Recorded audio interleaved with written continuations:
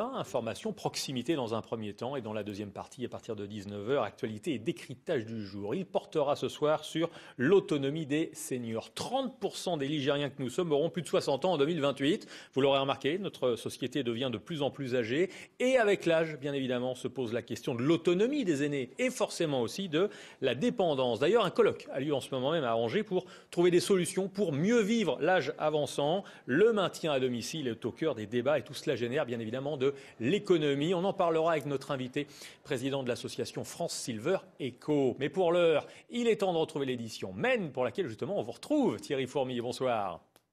On enchaîne à présent avec cette découverte qui séduit de plus en plus les personnes âgées ou les personnes handicapées. C'est le béguinage.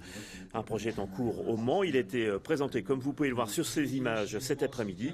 Exemple de béguinage à Tours, où Yann Ledos et Marc Ivard se sont rendus pour voir comment fonctionne ce type de logement.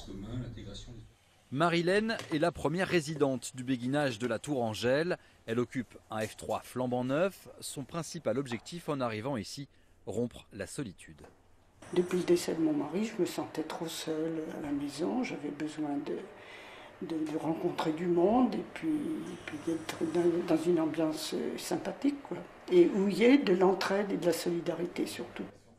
On sait que l'on peut rester jusqu'à la fin de sa vie chez soi, sans être obligé d'aller en EHPAD.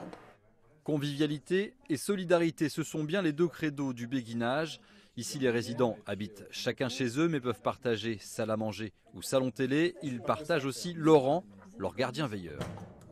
Bonjour Brigitte. Bonjour. Je viens vous voir pour votre machine. Merci.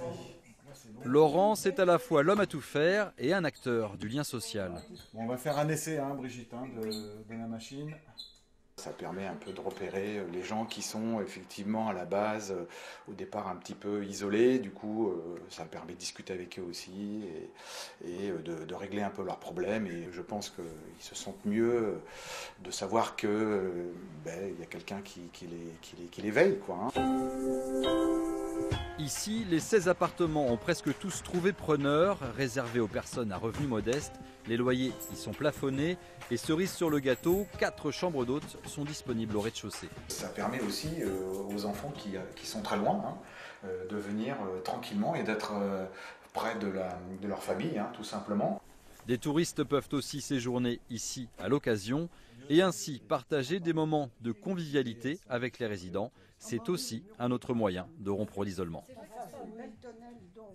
Octobre